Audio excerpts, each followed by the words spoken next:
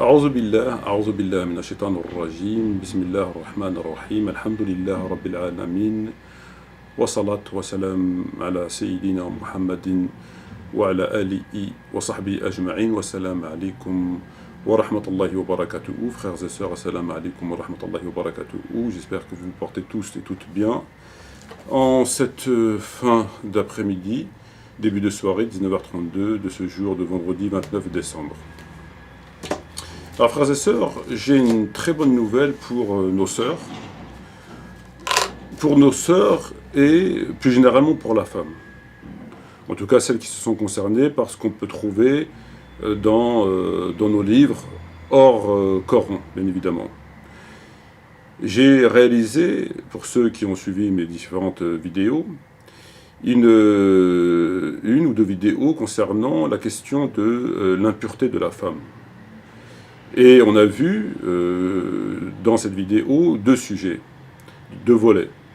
Le volet du fait de massacrer les chiens et les incohérences de ce texte, de ce sujet, et la question de la femme, où on a pu voir, là encore une fois, que le hadith allait un petit peu dans tous les sens, puisqu'on a pu voir que c'était la femme, l'âne et le chien qui annulent la prière, et en fait compte c'est le chien noir qui, avec la femme et l'âne, annule la prière. En fin de compte, c'est le chien noir qui a 2 points ici sur la tête, enfin 2 points quelque part sur le corps, qui annule la prière parce que c'est un démon. Et que finalement, non, Aïcha, notre mère, a été offusquée de cette comparaison, et à juste titre, et que finalement, par ailleurs, dans d'autres manuscrits, dans d'autres ouvrages, dans d'autres compilations, parfois qui précèdent Bukhari, on voit que on trouve non seulement la femme, le chien et l'âne, mais aussi la femme indisposée, le cochon, le devin, le mécréant, le juif, et puis finalement on trouve dans des ouvrages, encore une fois, qui précèdent, donc beaucoup plus proches de la source des événements que Bukhari, que rien n'annule la prière. Donc ça va dans tous les sens. Alors, il s'agit évidemment ici pas de faire une étude pour savoir ce qui est vrai, ce qui est faux, le chien, pourquoi le chien noir, enfin bref. Il s'agit simplement de mettre en évidence le fait que,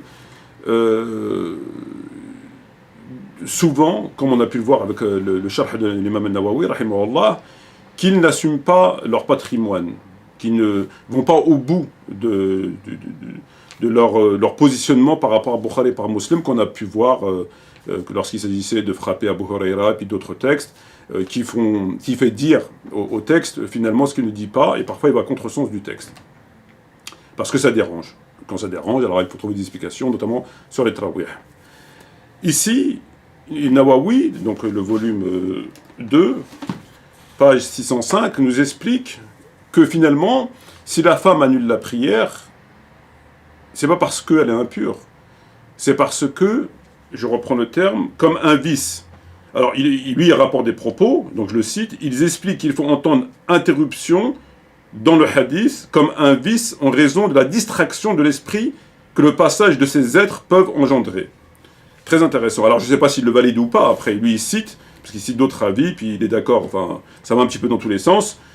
Et donc, en fait, compte, si la femme annule la prière, selon ce qui est écrit ici, est-ce qu'il le valide ou pas, j'en sais rien, c'est non pas parce que la femme est impure, mais parce que c'est un vice. Et comme la femme est un vice, donc une tentation ou que sais-je, ben elle annule la prière.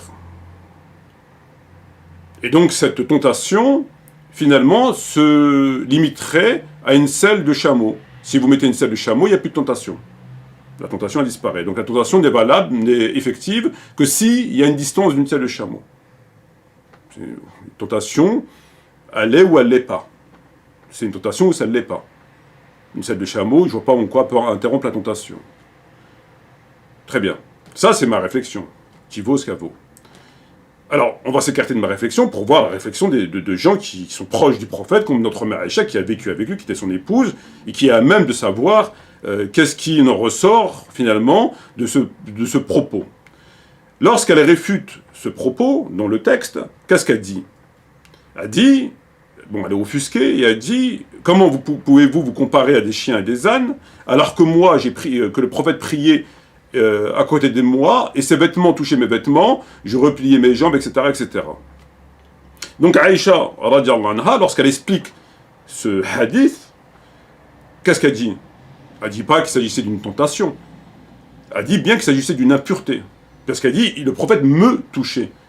Or, si elle dit que le prophète me touchait, c'est qu'elle a compris, comme n'importe quelle personne normalement constituée et sincère dans sa démarche, qu'il s'agit évidemment d'impureté, et non pas de tentation. Parce que la tentation ne tient pas. Et c'est pour ça qu'elle dit, il me touchait. Donc si elle dit il me touchait, c'est qu'elle a bien compris qu'il s'agissait d'impureté. Premier point. Et elle le dit. Mais encore, dans une autre variante de hadith, on trouve la femme indisposée. La femme indisposée, le chien et l'âne.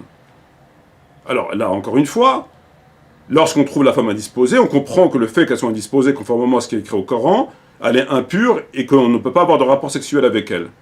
Donc là encore, le hadith vient corroborer ce que dit Aïcha par l'impureté, non pas la tentation. Et on comprendrait que finalement, c'est pas la femme qui est impure, si on avait validé ce hadith dans Bukhari et Muslim, si elle est indisposée. On dirait que c'est parce qu'elle est indisposée, même s'il n'est pas acceptable qu'on la mette au même rang qu'un chien qu'un âne. Donc on dirait finalement, c'est parce qu'elle est indisposée. Donc si elle est indisposée, ben elle est impure. Donc un peu par rapport à la prière. Mais le problème dans Bukhari et Muslim, c'est qu'il ne dit pas qu'elle est indisposée, il dit la femme, indisposée ou pas. Donc le problème de l'impureté renvoie à elle, la femme elle-même, et non pas le fait qu'elle soit indisposée. C'est pas sa disposition qu'il fallait retenir, mais l'autre. Donc ça cause problème. Mais ce hadith nous apprend qu'il s'agit bien d'une impureté par rapport à la personne elle-même, et non pas d'une tentation, d'un vice. Nous poursuivons notre réflexion avec des éléments concrets, considérant que la tentation se dissipe au-delà d'une selle de chameau. C'est étrange. Mais on se rend compte qu'on met la femme au même niveau qu'un chien et qu'un âne. Ce qui est évidemment un alignement qui n'est pas acceptable. Le fait de mettre la femme au niveau d'un chien et d'un âne, pour X ou Y raison, ce n'est pas acceptable. Mais c'est un vice. Bon, si c'est un vice, en quoi le chien est un vice pour le prieur? Un chien qui est là. Pourquoi ce vice du chien disparaîtrait à un niveau d'une selle de chameau? Est-ce que là encore, on peut considérer que le chien est un vice comme la femme, qu'il attire l'homme? Ou l'âne?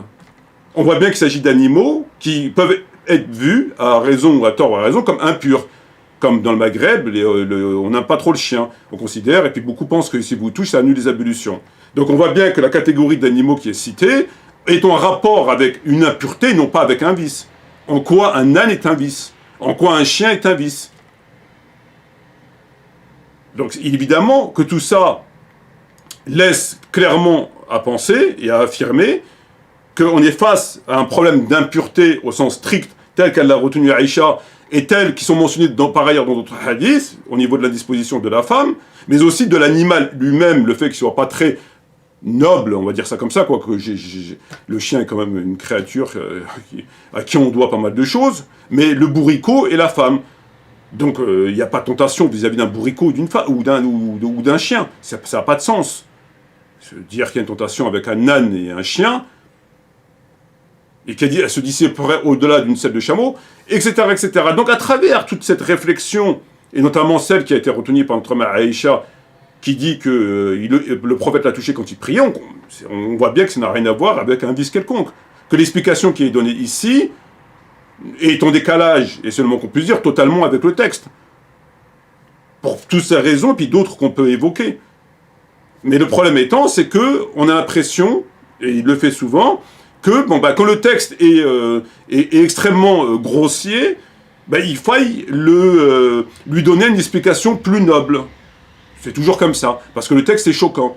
Comme le texte l'allaitement de l'adulte, ou enfin beaucoup de textes, ils essayent d'expliquer. Quand il dit donne-lui le sein, elle lui dit mais c'est un adulte. Le prophète rigole, lui dit oui je sais que c'est un adulte. Alors lorsque vous voulez le sharh, il vous donne des explications complètement farfelues, qu'ils inventent, qui n'ont rien à voir avec le texte. Parce que, évidemment, une femme ne peut pas donner le sein à un adulte. C'est quand même incroyable que ce genre de propos figure dans des livres, de surcroît des sahih. Donc, et comme au lieu de rejeter ce texte en disant qu'on rejette ce texte comme d'autres qui ne sont pas acceptables, ils vont vous dire on l'accepte, mais ils vont lui donner des explications qui vont tout simplement inventer.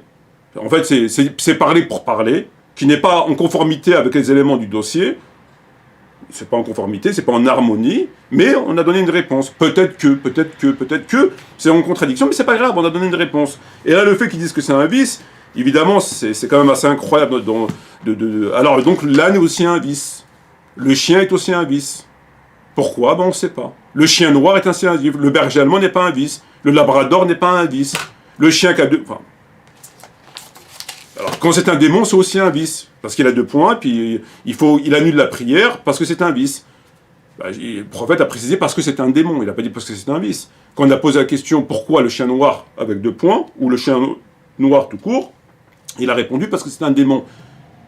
Il n'a pas dit parce que c'est un vice. Il annule la prière parce que c'est un démon. Et le démon annule la prière parce qu'il est impur. Donc évidemment, tous les éléments dans le dossier, autour de cette histoire de chien de bourricot, il n'y a pas de place au doute, il s'agit bien d'impureté, évidemment, que ça plaise ou pas, c'est évident.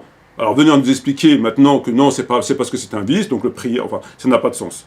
Mais bon, c'est un problème avec les... Ils considèrent que les sahih sont tous authentiques, et que là, par exemple, Nawawi ne retient pas l'avis de Aïcha, parce que cet avis qui est inconsistant, qui dit que c'est parce que c'est un vice, il aurait dû normalement le mettre en parallèle avec celui de Aïcha, qui est dans Bukhari et dans Muslim, donc il est dans le même, dans l'équivalent, il n'est pas dans un autre livre de hadith, en disant, mais dire que c'est un vice n'est pas conforme à ce que dit Aïcha, parce que Aïcha a mis en avant l'impureté par le fait que le prophète l'a touchée alors qu'elle avait, pour circonstances aggravantes entre guillemets, ses menstrues.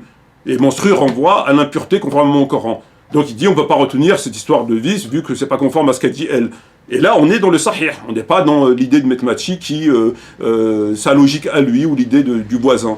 Mais bon.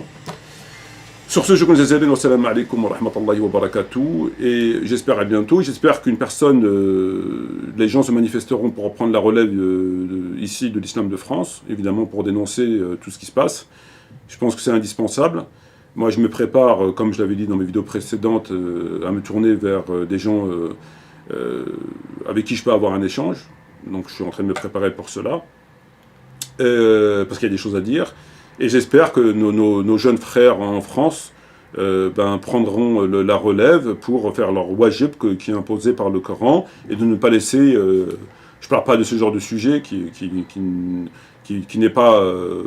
n'apporte pas de conséquences par rapport à la pratique de notre situation, mais bon, qu'il faut quand même relever à un moment donné, pour éviter que d'autres le fassent, parce que d'autres le font, mais ils ne le font pas comme moi. Ils vont dire que c'est l'islam qui considère la femme comme étant impure, alors que ce n'est pas l'islam, c'est un avis qui a été contesté par Aïcha. C'est quand même différent, mais ils ne vont pas vous dire que c'est Aïcha.